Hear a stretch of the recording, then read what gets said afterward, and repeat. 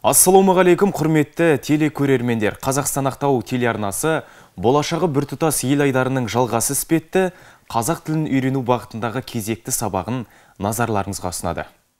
Здравствуйте, дорогие телезрители! Телеканал «Казахстан Ақтау» предлагает вашему вниманию очередное занятие по изучению казахского языка, как продолжение передач под рубрикой «Болашағы біртұтас ел». Бүгінгі сабағымыз мемлекеттік рәміздер, ұлт мақтанышы деп аталады. Наш сегодняшний урок продолжает прошлое занятие и называется «Мемлекеттік рәміздер, ұлт мақтанышы». Сабақтың мақсаты мемлекеттік белгілердің аса маңызды екенін ұғындыру, оны ерекше құрметтеп, мақтан тұту керектігін ашып көрсету. Отан қуат нәр береді, отан ұран, отан туым, отан мәңгі гүлденет деген өлең жолдарында айтылғандай.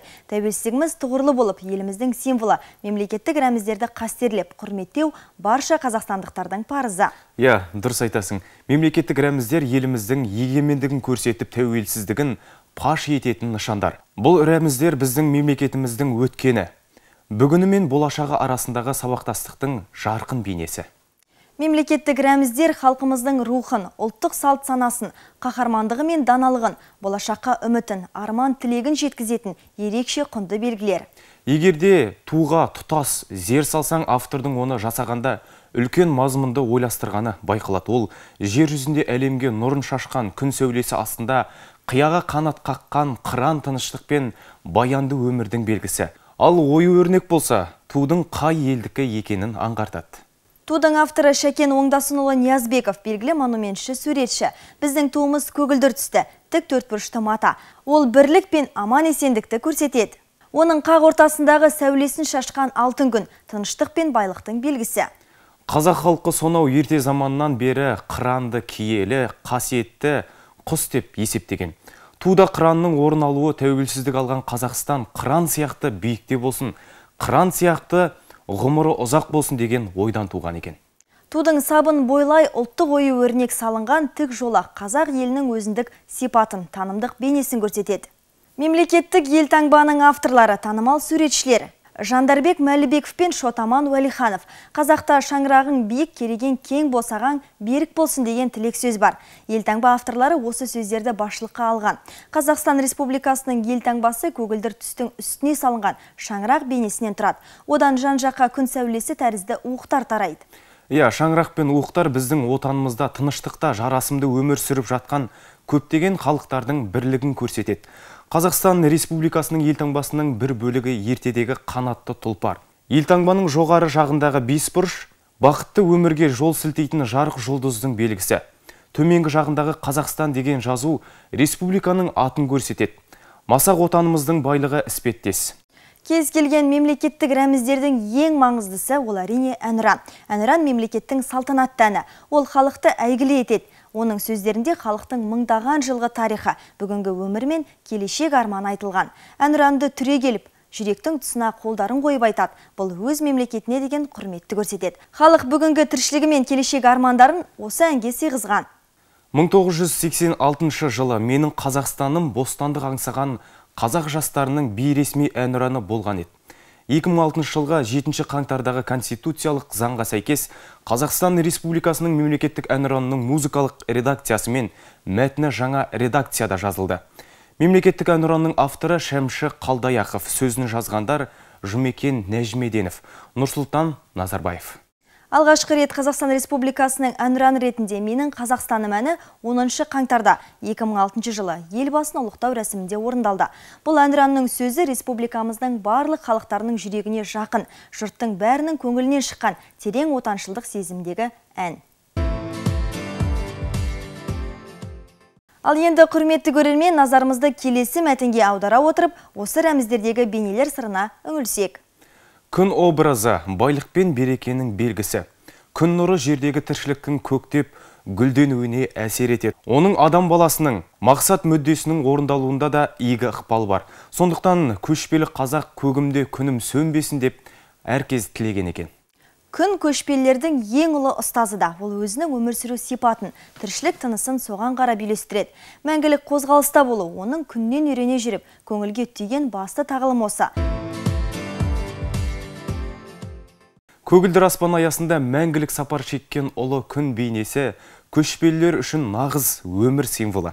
Сондықтан да олар жерде өздері жасаған өнер тілінде күн құрсаулы шеңбермен мәңгілік тіршілікті бейнелейді. Табиғаттың төл баласына айналған көшпелі ұрпақ үшін қыран дала бүркітінің де орны бөлек. Қыран бүркіттің бейнесі, нышандық мәні, әдетте билік, көрегендік пен кеңдікті күш қайрат ұғымдар арқылы айқындалады. Қазақы дүниетанымда қыран құсқа байланысты еркіндік, асқақтық, тәкаппарлық, қайрат жігер, биік мұрат, кеңпейілдік пен жан тазалығы тәрізді ғажайып ұғымдар ойға оралады. Ал енді құрметті көрермен, назарларыңызға ұсынылған мәтіндегі негізгі тірек сөздермен танысайық. Нұр. Свет, сияние. Тіршілік. Жизнь. Игі ықпал. Положительное влияние. Тіршілік тынысы. Жизнь. Үйлестіреді. Координирует. Тағылым. Урок, пример. Әдеттегідей сөздің мәйегі болып табылатын мақалдармен қоржынымызды толтыруға тырысып көрейік. Құсы жоқ болса, көл жетім, елі жоқ болса, жер жетім. Без птиц озеро пустеет, без людей земля сиротеет. Опасызда отан жоқ. У того, кто предал родину, родины нет. Елдің бәрі жақсы, өз елің бәрінен де жақсы. Хороша всякая земля, а лучше всех земля своя. Отанға опасыздық еткенің, өз түбіңе өзің жеткенің. Родину предать, заживо себя закопать. Терминологиялық хабаршы бұл бөлімде Қазақстан Республикасы үкіметінің жанындағы Республикалық терминология комиссиясының бекіткен терминдерімен таныстырамыз.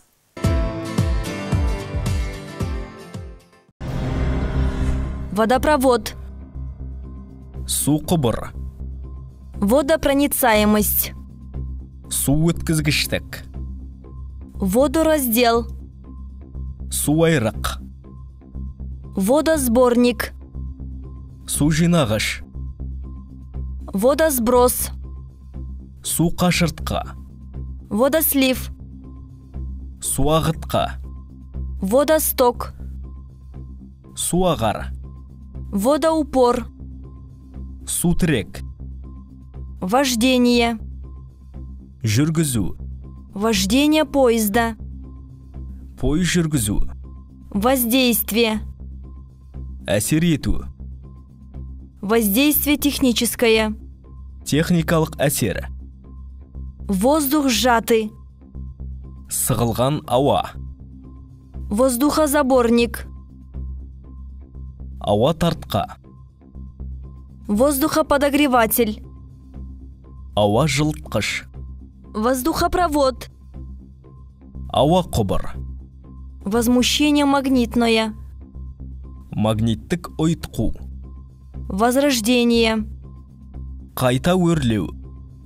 Войлок. Киіз. Вокзал. Вокзал. Вокзал береговой. Жағалық вокзал. Вокзал железнодорожный. Теміржол вокзалы. Вокзал комбинированный. Құрама вокзал. Волна акустическая.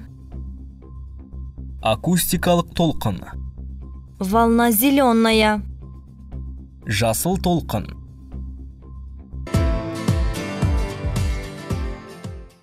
Мәңгілік елдің мәртебелі тілі бұл айдарда біз қазақ тілінде туған тілінде сөйлейтін өзге ұлттың өкілдерімен таныстыратын боламыз. Ендеше келесі бейнематериалға назар аударайық.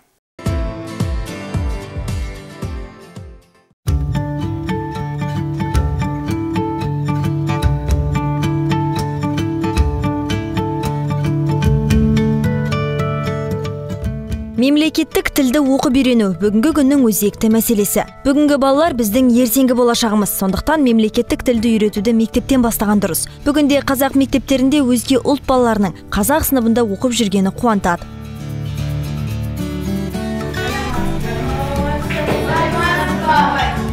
Бүгінгі сабағымызға әдебиет сабағына өткен тақырып бойынша кім дайын? Барлығымыз дайынбыз ба?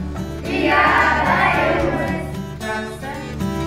Соңғы жылдары Маңғыстау өңірінде мемлекеттік тілді үйренуге ынта мен ықылас артып келеді. Мұны орта білім беру мекемелерінен де байқауға болады. Мәселен, Марина Коптева, ұлты орыс болғанмен ол қазақ тілінде еркін сөйлеп, ойын толық жеткізе алады. Мария Ақтаудағы нөмірі 9-шы орта мектептің 6-шы Д сыныбында оқиды. Жиренше ақылды, тапқыр, сөзге шешен, батыл адам. Хан жиреншеге тауықтың еті берді. Хан айтты, сен бізге тауықты бөліп бер. Ол ханға айтады, мен сізге тауықтың басынды берем.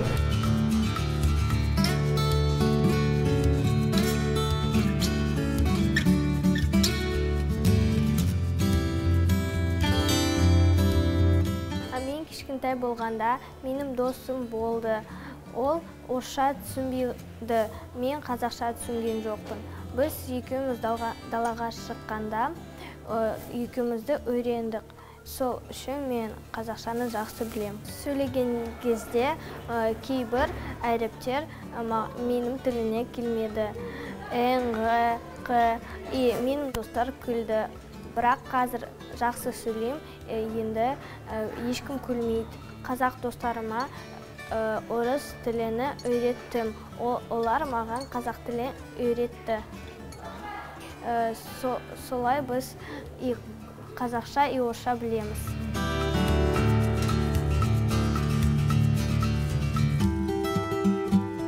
Біз Машамен бір сыныпта оқимыз. Маша өте жақсы қазақ тілін біледі. Біз Машамен қазақ тілінде сөйлесеміз. Маша маған математикаға көмектеседі. Ол примерлерді жақсы есептейді. Мария өте ақылды әрі алғыр оқушы. Оның тілдерге деген қызығушылығы жоғары. Техникалық сабақтарға қарағанда гуманитарлық бағыттағы сабақтарды сүйіп оқиды дейді оның мұғалімдері. Коптева Марияның ұстазы боламын. Қазақ тілі мен қазақ әдебиеті пәндерінен сабақ беремін. Машаның қазақ тілге деген қызығушылығы өте жоғары, білімі жақсы. Ол қазақ тілін қызығушылықпен оқиды. Барлық берілген тапсырмаларды өз деңгейінде, жоғары деңгейде де тапсырып отырады. Үнемі берілген тапсырмаларға өте жақсы деген бағамен қорытындылап бағаланып отырады. Жалпы Машаның қазақ тілі пәні бойынша жетістіктері өте көп. Ол мектепшілік қазақ тілі пәнінен өткізілетін сайыстарға қатысады. Болашақта жүлдегер иесі атанады деген үміттемін. Сол себепті осы кезеңнен бастап Машаны болашақта өтетін қалалық мектепшілік сайыстарға қатыстырғым келеді. Себебі Машаның қазақ тілге деген ынтасы өте жоғары.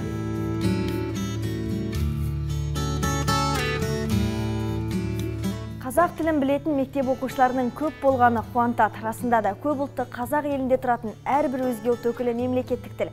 Қазақ тілін біліп, осы тілде сөйлейтін болса, онда еліміздің болашағы жарқын болары сөзсіз. Өйткені біздің болашағымыз бірлікте. Қазақстан көп ұлтты мемлекет. Бүгінде Қазақстанда 130-дан астам ұлт пен ұлыс өкілі тату-тәтті өмір сүреді. Біздің кең байтақ еліміз қашанда өзге ұлт өкілдерін құрметтеп, оларды бауырына басуға дайын. Себебі біздің болашағымыз бірлікте.